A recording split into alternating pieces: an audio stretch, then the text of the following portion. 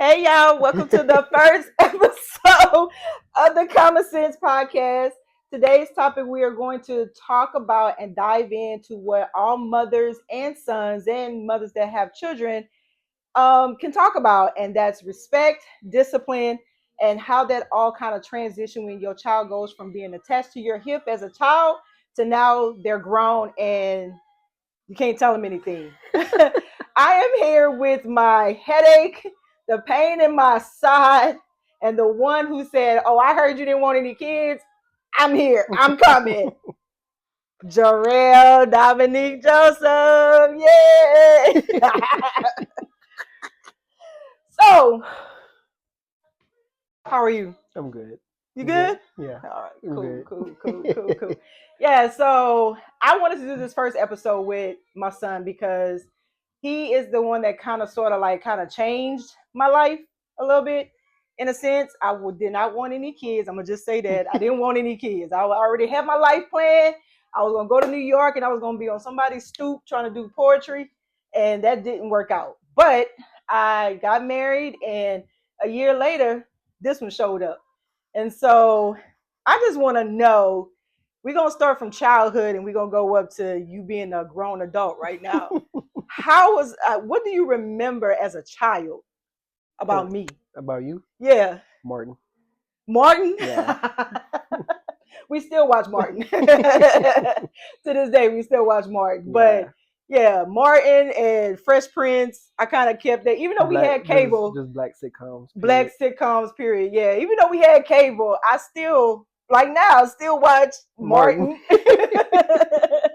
And I made sure to just introduce my kids now, but him to just what I grew up on and just kind of like making the household just like laughter and just keeping it fun. And although I was serious most of the time, very disciplined. Yeah, but I had to be because one, he was a boy. And I wanted to make sure that he did not enter the world going into his adult life not knowing how to navigate and saying like, oh wait, I remember my mom saying, don't do this, don't do that. So what do you remember like your worst discipline? Oh yeah. Yes. I know. Yes. No, it's not even that. It's not even that. I know what you're thinking. It wasn't. Oh, it wasn't that? It wasn't the plant. Oh, it wasn't the plant. This dude here. It wasn't the plant. What was it? And I took Sierra credit card. Oh Lord Jesus! I basically took my. Yeah, go ahead. I took my auntie credit card. I was little. I had like a tablet. I took my auntie credit card, and I bought Minecraft on it. And like a week later, she came. What games you got on your tablet? And I basically told her myself. Yeah, but we found out because we were all at the table, and I think Sierra, that's my little sister, she got like a notification or something that she had like a charge or something, and he actually did it while we were all at the house, right? Definitely. We all did it at the house, but she didn't say anything until like a week later, because Sierra is, she's the auntie where, she kind of let things slide or whatever with her niece and nephew, but she didn't say anything. She contacted me and I was like, wait, what? And she was like, yeah. She was like, but it's okay. I just want to see if he's going to tell me the truth. So I guess she must have contacted him or whatever, but I was already red. Yeah. I was already red. I was like, oh, hell no. Like this. Oh, Lord, this child of mine. But I know for me as a mother, I disciplined. Like he got his butt toe up. And I had to because let's start from pre-K. Okay, we was in Houston at this time, and 2006, 7. Mm-hmm. We was in Houston, and I found this daycare. And I was like, okay, I'm gonna put him in daycare. I had to work. I was working in a medical center trying to find a daycare close, and this is the only daycare that was affordable and that could, take him in. And it was ran by Africans, Nigerians. So everything was good until I get a call and they send me a picture. And this boy had done towed up these people daycare. You towed up the daycare. Like I'm talking about like papers everywhere. You flipped the tables. You did everything. And like they showed me like the aftermath of it. Now, it's bad when the Nigerians can't handle your child. I was so embarrassed. I was like, I don't know what to do with this kid. Like, Lord, why me, sweet baby Jesus? And it was continuing on, like he was terrible. He was a terrible child, and like just kind of growing up. But we had got it together. We figured out what the issue was, and from that point on, it started getting a little better. And then when he got into school, it got even worse because I guess he figured he could still do what he wanted to do, even though we took care of the problem. He was going through some things, and so we kind of trying to manage that with medicine. And this boy here just kept flipping this table. I don't know what it was with flipping the tables and throwing paper on the floor and writing on people's walls, on the school walls. And oh my God. I remember when we moved down here to Lake Charles. I forgot what happened. I think somebody took my color or something in fourth grade. Yeah. And I flipped the table. Oh, flip the table. So he's been flipping tables. So I mean, despite what y'all think, he's very much he was a good child. Like I loved him to death, of course, as my child. But oh Lord, sometimes I would be like, I didn't want to be introduced to motherhood like this. But it was many a night I was just like, this is not going to work. Like I just can't. Like this not gonna work. But leading up into like elementary, and then now we in middle school, and now we're back home in Lake Charles. So we got family, we got a support system. He starts sports, and so I'm like, okay, well maybe sports gonna calm his little tail down, and we gonna see where this go.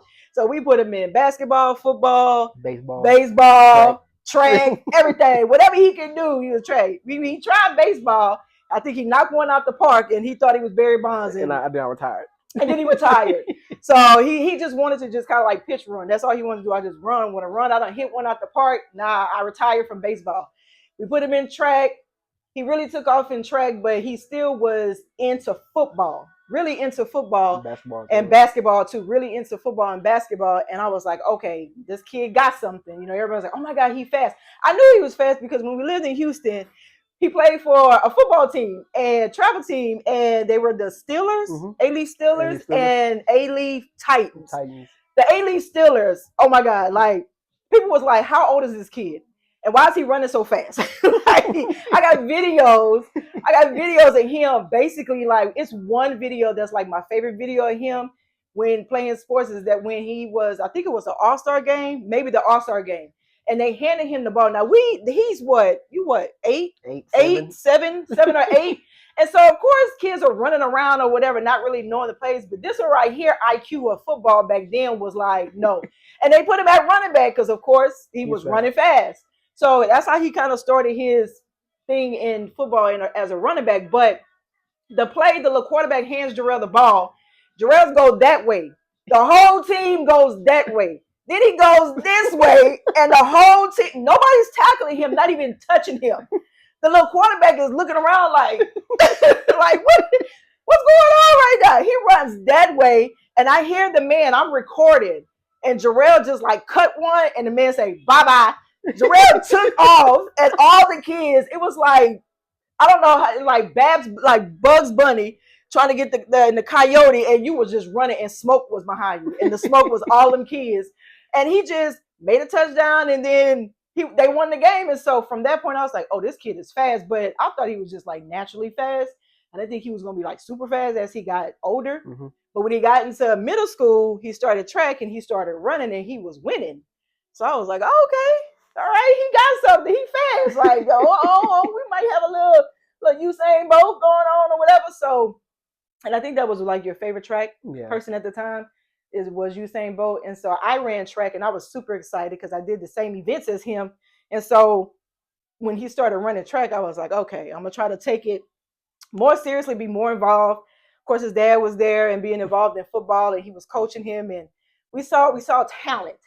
We saw talent. Now, did that stop the flipping the tables? No. That did not stop the flipping the tables. He was still flipping tables in 6th grade and he was getting in trouble and doing all kind of stuff. But I don't know, what made you stop just being bad? You got tired of getting your butt whipped? No, you didn't get tired of getting your butt whipped because I would take it to the extreme. I was like, belts are not working anymore. I think it was that 7th grade year. I don't ever recall getting in trouble, but it was just like something just flipped. He hit a switch. Like, yeah, I think it's when Miss Myers. Miss Myers? Yeah. Miss Myers. Shout out to Miss Myers. Miss Myers. This lady called me, his English teacher. She called me And she was crying. And I was like, why is she crying? I'm like, hello? I'm thinking something happened to Jarrell. And I'm like, hello? And she was like, oh my God, Miss Joseph, I'm so sorry. I just want to apologize to you. I just got really angry at Jarrell because you did what you did. I did something. Her candle wax or something. Oh, her candle. Her candle. And I guess it was a sentimental candle or something, that her favorite candle.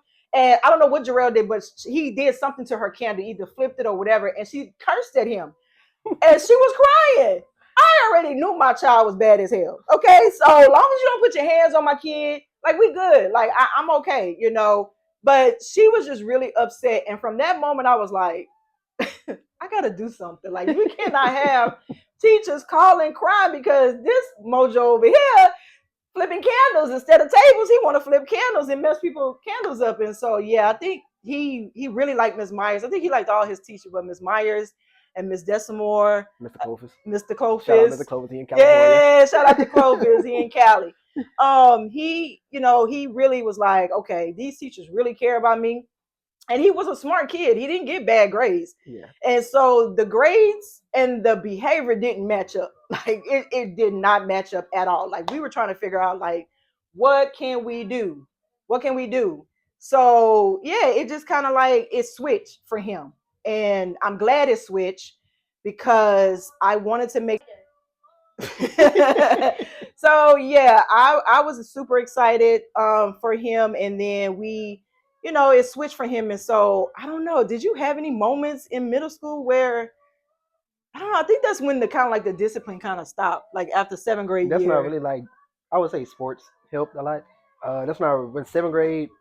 6th grade it was. Yeah, so I think like middle school, when you decided to get your mind right, shout out to the teachers and all the coaches who help assist with that. But going into high school now, you are completely over flipping tables. I calmed down. Calm down a whole lot. I was a good kid. He was a good kid in high school. Teachers loved him, but they still would call me because I made it known that from the school he came from middle school, from the charter school, going into the high school, which is also a charter school, that the teachers knew each other. And then, of course, they knew Jarrell's because he was in sports. He was, all the kids. So when he got to high school, word had done got around. Yeah. She don't play. Mama don't play. You can call her, and Mama going to be down there at the school. In 2.5 seconds. In 2.5 seconds. And I used to tell them that all the time. I'll be there in 2.5 seconds. And I didn't even live 2.5 seconds. Okay. It took me a minute to get there. But they would call me. And sometimes they wouldn't even tell him that they're calling me. I would get a text message or a phone call. And especially I think I used to get it from LJ, from Mr. Theory. Yeah. He called me. And then I think one of your teachers had called me. One of your English teachers. Who was your English teacher? I forgot. It was an English teacher that basically Miss Smith. He basically told her he didn't even do the work. He didn't even try to do the work. And she was just like, it's affecting his grade and he's not doing the work. And I was like, what? He came home and I don't know. I went cray again in high school. And I think it just, I don't know, with Jarrell, it took him a minute. It took him a lot of times to get it. And you're just like, how many times do I have to tell you? All you got to do is go to school, do your work. That's it. Like, that's it. And I think it finally clicked to him because I was threatening to take away track. For track, I threatened to not have him running a meet. And shout out to Coach Cahey. That's a bad man, Cahey. He was like, he was another one. He was just like the other coach in middle school. Mama, please. I know I'm going to deal with him. Let me deal with him. Let me make him run. And I was looking at him like, no. Like with a straight face, like no. And we were at the meet. I had done came to support the other kids because I dared him to have Jarrell run. But I mean, it was a big meet, and I really didn't want to be the bad parent. And that track team really was making a name for themselves at this point. So I was just like, okay, I can chill out. Like I want to stick to my guns, but I'm gonna chill out. And I did, and so I let him run. I think this is at Barb too. Yeah, it was at Barb. Yeah, I don't know what it was with Barb. It was at Barb, and I had a conversation with the coach, and I said, look here, Katie. I said, you know how I am. I don't get down like that. Like education comes first, and he was like, I know mine. He was like, but I'm a handle him in practice. So I guess it kind of played itself out, but I was not playing with that. Like sports playing sports is a privilege. Mm-hmm. Getting your education comes first. Yeah. A period. Like it comes first. And I think he realizing that now. Cause he in college and then people don't care if you go to class. They already done got your money. They getting paid regardless. Like, but I say like they have to wake up to come and teach y'all. So y'all have to wake up and go to be learned, like to be taught. Like Mm-hmm. you think these teachers want to be like, I want to go deal with these kids, these grown adults. Like these are grown adults now because you're not. It's not high school where everybody's between the ages of 15 to 18 or to 19. These are older adults, young kids, fresh out of high school. We got returning people coming. We got older people trying to finish their degree. The people don't care if you come to class or not. But when you do come to class, I expect for you to be present because of the curriculum that I'm trying to teach you is going to help you in the long run. Although I'm still a stickler for certain things, certain classes you don't need because it don't matter in your major. It's no point. It's so pointless. But I mean, I get it. That's part of the degree plan, and you got to take it. But then you have to be good at it. So I'm excited, and I'm happy to see the young man that he involved in, and I just continuously just hope that he just continuously take my advice, learn from others, like-minded people, and just really stay a course to what it is that he wants to do in life, because it's a cold world out there, and I'm scared for my child because even though he's 20, I'm still scared for him because I know that he can be at the wrong place at the wrong time, or he can make a wrong decision that he thought was a good decision at that time, and then I gotta either hear or find out or be notified that something happened to him, or that he can't, what I'm saying, he did something terrible. And he's not a bad kid, even as like now as an adult, he still made crazy decisions, on his own. But I let him learn on his own now because I done cut the umbilical cord. I cut it when he was 18, when he asked me to cut it, and I was like, okay, clip. And then it's like, wait, you really cut it? Yeah, I did. I really did cut it because you asked me to. So I did it. So now what you want me to do? But in the back, I'm still like, you okay? You okay? Like what's happening? Like still tell me. I still try to be in his business a little bit, but he don't let me. And that's okay. I still need to know most important things. But I will say, I do notice that as a child, he was clingy, of course, to me, and he was more affectionate. Like he would give me hugs, and sometimes I'd be like, God dang, this boy hugs so much. You hug a lot. Like that was my child, and I enjoyed it. Like sometimes I have a bad day at work, and he'll come hug me, or he'll cut on Martin, and we'll watch Martin. Now this Negro here, I can't get a hug out of him. I don't like being touched. He don't like being touched. When did that happen? A kid that go from wanting to be touched by, hugging on me, to now he don't like being touched. Like, I'm just like, what? But every now and then he'll come give me a hug, and I'll be like, what do you want? Because 9 times out of 10, when he hit me with the mama text, I'm like, what do you want? Or he come and hug me, he wants something, but he ain't gonna ask me. He just gonna try to figure out a way around it. Alternate, what I'm saying, whatever. But then he eventually come and ask me, and sometimes I just be like, no, or I give in, like Cash App it. Oh my God, this boy asked me to Cash App him so many times, and I'd be like, no, and I send it to him. I'm like, all right, Sabrina, that's it. Don't send that boy no more money, and I even put in the note, don't ask me for no more money. And then he hit me with a Cash App, mind you send me $15, and I'm like, bruh, sending. And I'm just like, why do I keep doing that? But as long as I'm breathing on this earth, I'm going to do for my child, but I'm also going to let him learn on his own. Because as a young man, and now that he's a father himself, hey, you gotta stand up and be the man that we raised you to be. And just the things that our conversations, mother-son conversations that we had, like, I hope he really takes it and be like, okay, I remember my mom saying this, or I remember seeing my mom doing this. And then even the conversations that he had with his dad, just taking it and just becoming the man that I know that he is great and destined to be. So yeah, I think that's good. Yeah, very good. I grew up a lot, matured a lot. Because I thought it wasn't no hope for my kid. I was just like, well, this is the cards that was dealt to us. Yeah, I think in elementary, I was on, I think 4th and 5th grade when we first moved out here. It's kind of like a change. Yeah. But Papa, like you in them in the juvenile Your school. juvenile school. I know. I even threatened to do the whole what is it? Beyond the what is it? That little program that they send the kids Beyond to? Scared, Yeah, Beyond Scared. I forgot what it's I called. forgot what it's called out here. Like I was like so tempted. I contacted his godfather. Was like, I need to find that program where they take Jarrell to the jail and show him like what it is because he's out of control.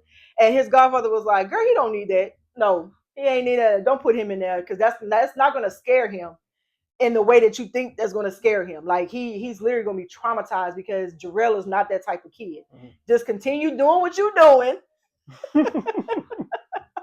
Whether you got to keep busting his head open or grabbing something, like keep doing what you're doing, staying on him, and eventually he gonna get it, and he did, and I'm so glad. Thank you, Jesus. Thank you, Jesus. Yeah. But yeah, so that's the first episode of the Kommon Sense Podcast. Thank you guys so much for tuning in. Try to get this one back on some more episodes while he's here for the summer break, and yeah.